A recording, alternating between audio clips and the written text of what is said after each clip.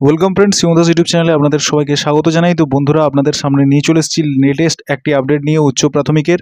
তো আপনারা জানেন ইতিমধ্যে উচ্চ প্রাথমিকের কিন্তু মেরিট লিস্ট পাবলিশড হয়ে গেছে। বিগত যে সমস্ত ভিডিও ছিল আমি আপনাদের বলেছিলাম যে মেরিট লিস্ট পাবলিশড হবে, কবে পাবলিশড হতে পারে তার আগে কিন্তু আপনাদের জানিয়ে দিয়েছিলাম, নোটিফিকেশানের আগে। এবং সেই নোটিফিকেশানের পরেও আপনারা দেখতে পেয়েছেন যে আপনাদের কিন্তু আমি সবার প্রথমে কিন্তু আপনাদের জানিয়ে দিয়েছিলাম যে উচ্চ প্রাথমিক নিয়োগের যে প্যানেল লিস্টটা পাবলিশড হয়েছিল তার লিস্ট অনুযায়ী আপনাদের মেরিট লিস্টটা কিন্তু সেইভাবে আপনাদের আজকেও আপনাদের জানিয়ে দিতে চলেছি যে পুজোর আগে কিন্তু সুখবর, উচ্চ প্রাথমিক নিয়োগের কাউন্সেলিংয়ের দিন ঘোষণা হয়েছে। এই জিনিসটাও আপনাদের আমি বলেছিলাম যে বিগত মেরিট লিস্ট পাবলিশড হওয়ার ঠিক দুদিন পরে কিন্তু আপনাদের সেই কাউন্সেলিংয়ের নোটিফিকেশান বেরোবে। এই ভিডিওটি রেকর্ডিংয়ের ঠিক কিছুক্ষণ আগে কিন্তু আপনাদের সেই কাউন্সেলিংয়ের নোটিফিকেশান কিন্তু জারি হয়ে গেছে। তো যেভাবে আপনারা দেখতেই পাচ্ছেন যে আপনাদের উচ্চ প্রাথমিক নিয়োগ কবে থেকে হচ্ছে সেদিন কিন্তু ঘোষণা হয়ে গেছে।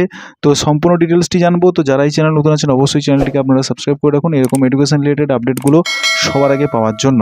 তো বন্ধুরা, চলুন শুরু করা যাক। তো আপার প্রাইমারি একটি বড়সড় একটি বিগ ব্রেকিং একটি কিন্তু নিউজ আপনাদের সামনে আজকে নিয়ে এসেছি, যেটা দেখতে পাচ্ছেন এটা প্রতিদিন থেকে পাবলিশড হয়েছে।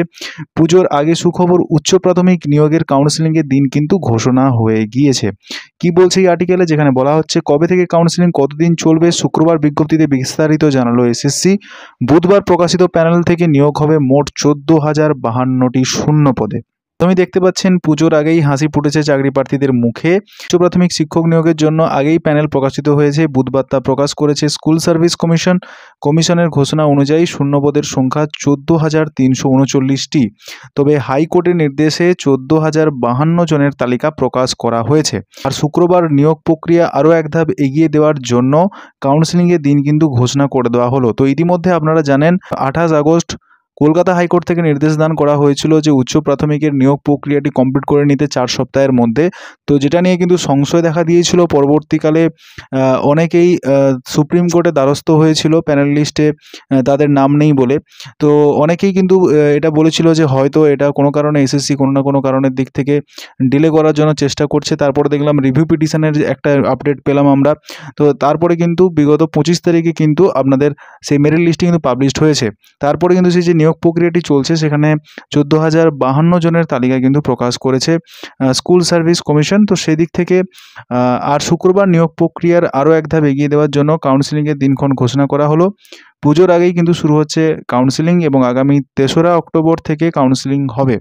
পুজোর আগে দুদিন হবে কাউন্সেলিং, তারপরে আবার কিন্তু অক্টোবরের শেষ সপ্তাহে কিন্তু আপনাদের কাউন্সেলিং হবে। তো অবশ্যই যেহেতু কোর্টের নির্দেশ রয়েছে তো সে মোতাবিক কিন্তু তারা কিন্তু পুজোর আগে কাউন্সেলিং প্রক্রিয়াটি শুরু করছে, কিন্তু পুজোর ছুটি পড়ে যাওয়ার কারণে সেটা পরবর্তীকালে কিন্তু আপনাদের অক্টোবরের শেষের দিকে কিন্তু সেই কাউন্সেলিং প্রক্রিয়াটি বাদবাকি কাউন্সেলিং প্রক্রিয়াটি কমপ্লিট হবে। এর সঙ্গে সঙ্গে আপনাদের জানিয়ে রাখি, এদিন স্কুল সার্ভিস কমিশনের তরফ থেকে কিন্তু ঘোষণাও করা হয়েছে 3 এবং 4 অক্টোবর অর্থাৎ পুজোর আগে দুদিন হবে কাউন্সেলিং, তারপর আবার পুজোর 4 দিন হবে কাউন্সেলিং। সেই ডেটগুলি হচ্ছে 24, 25, 28 এবং 29 অক্টোবর।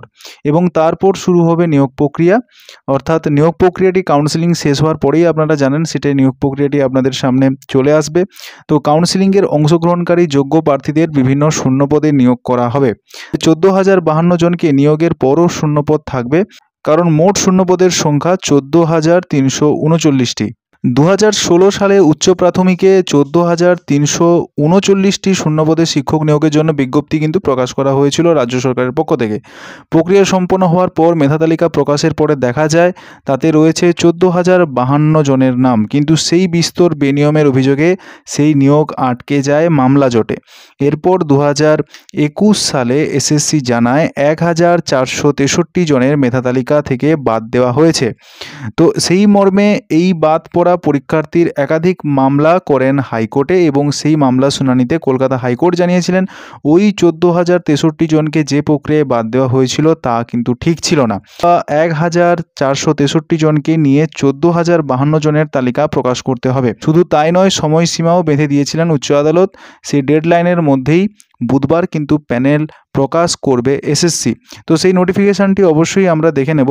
তো তারপরেও কিন্তু কি আপনাদের আপডেটগুলো আসছে আপনাদের জানাতে তো অবশ্যই থাকবো। তো চলুন এরপর আমরা দেখে নিই যে এরপরে যে ডিটেলস নোটিফিকেশানটি যেটি এসএসসির পক্ষ থেকে কিন্তু আপনাদের জানানো হয়েছে। তো অবশ্যই তার জন্য আপনাদের চলে আসতে হবে ওয়েস্ট বেঙ্গল এসএসসির অফিসিয়াল ওয়েবসাইটে, যেটা আমার নোটিফিকেশানটি আমি আমার টেলিগ্রাম গ্রুপে দিয়ে রেখেছি। তো যারা এখনও আমার টেলিগ্রাম গ্রুপে জয়েন করেননি, অবশ্যই অনেক লেটেস্ট আপডেট কিন্তু আপনারা মিস করে যাচ্ছেন। তার জন্য অবশ্যই আপনাদের টেলিগ্রাম গ্রুপে জয়েন হয়ে থাকতে হবে। তো এই আপডেটটি আপনারা কিন্তু প্রথমে আমার টেলিগ্রাম গ্রুপে আপনারা জানতে পেরে গেছিলেন। তো অবশ্যই সেই নোটিফিকেশানটা নিয়ে এবার আমরা আলোচনা করব।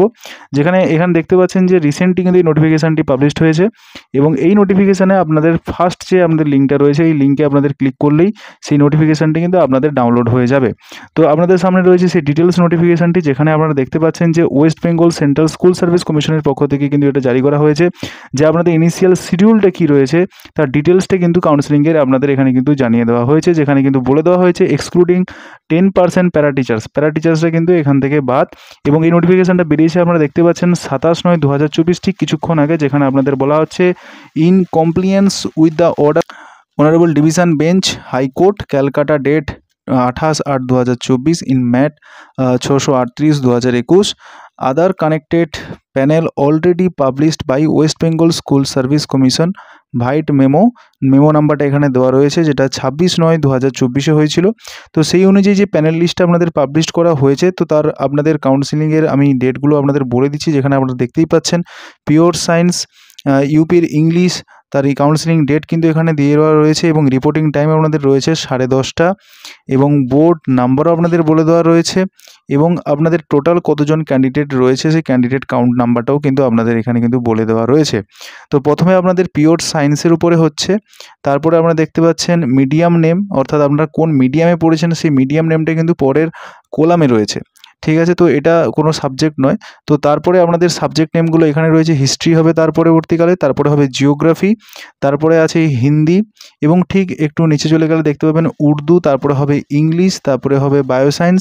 তো এইভাবে সিরিয়ালি আপনাদের কিন্তু সেই প্যানেল লিস্টটা পাবলিশড হবে, এবং তার জন্য আপনাদের কাউন্সিলিং যে জায়গাটায় আপনাদের হবে সেটা কিন্তু বলে দেওয়া রয়েছে, Acharya Sadan Bidhannagar sector 2 E11 and 11/1 Kolkata 70091 west বেঙ্গলের। অবশ্যই এই যে ডিটেলস নোটিফিকেশানটি অবশ্যই আপনারা আমার টেলিগ্রাম গ্রুপে পেয়ে যাবেন। তো যারা এখনও টেলিগ্রাম গ্রুপে জয়েন হননি তারা অবশ্যই টেলিগ্রাম গ্রুপটাকে আপনারা জয়েন করে যান এই সমস্ত লেটেস্ট আপডেটগুলো পাওয়ার জন্য। এবং শিবম দাস ইউটিউব চ্যানেলে যদি আপনারা নতুন হয়ে থাকেন, অবশ্যই এরকম আপডেটগুলো সবার আগে পাওয়ার জন্য আপনারা কিন্তু চ্যানেলটিকে সাবস্ক্রাইব করে রেখে পাশে বেল বাটনটা আপনারা অবশ্যই ক্লিক করে রাখুন, এরকম ইনফরমেশানগুলো যাতে আপনাদের মিস না হয়। তো দেখা হচ্ছে নতুন কোনো ভিডিওতে। Thank you, thanks for watching this video.